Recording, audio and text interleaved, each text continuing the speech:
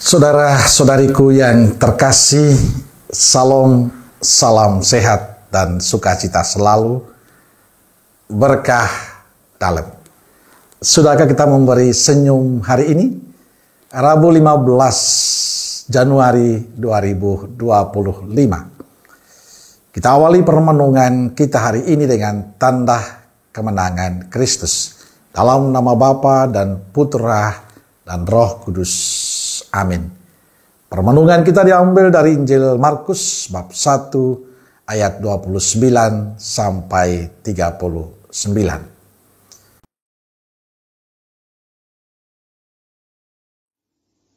Sekeluarnya dari rumah ibadat itu, Yesus dengan Yakobus dan Yohanes pergi ke rumah Simon dan Andreas.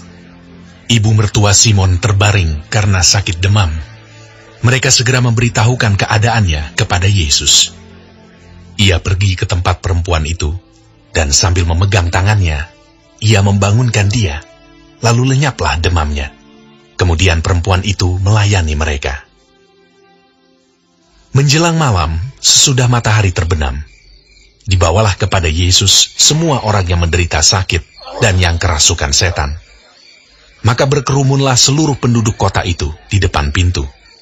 Ia menyembuhkan banyak orang yang menderita bermacam-macam penyakit dan mengusir banyak setan. Ia tidak memperbolehkan setan-setan itu berbicara, sebab mereka mengenal dia.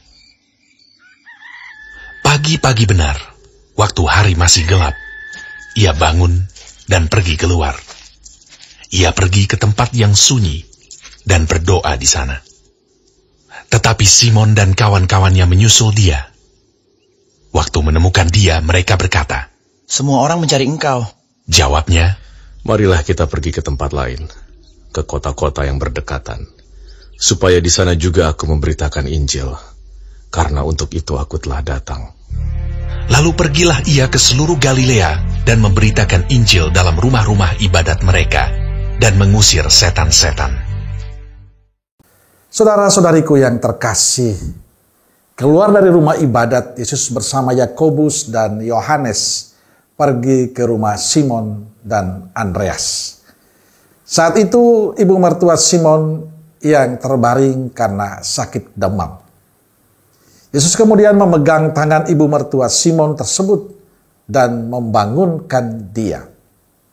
Seketika itu juga lenyaplah demamnya.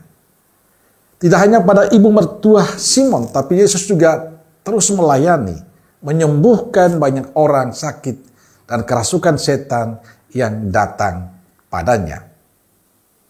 Saudaraku terkasih, Injil Markus mencatat setelah disembuhkan Yesus, kemudian perempuan itu melayani mereka.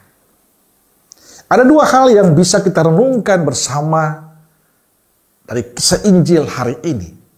Pertama, Yesus mengajarkan kita untuk punya hati pada sesama kita. Ada kepedulian, ada kepekaan, ada bela rasa teristimewa kepada mereka yang sakit, menderita, dan terpinggirkan.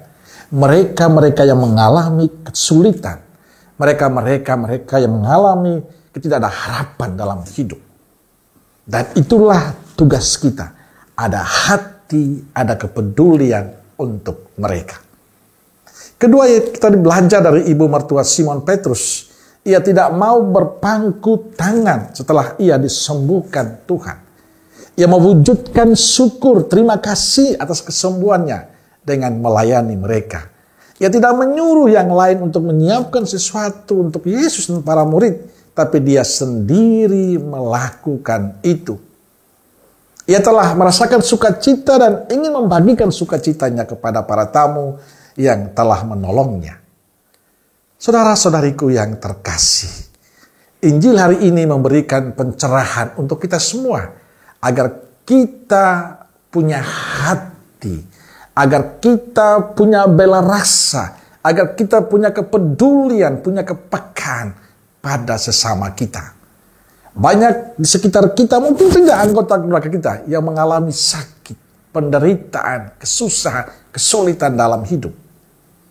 Apakah kita punya hati untuk mereka?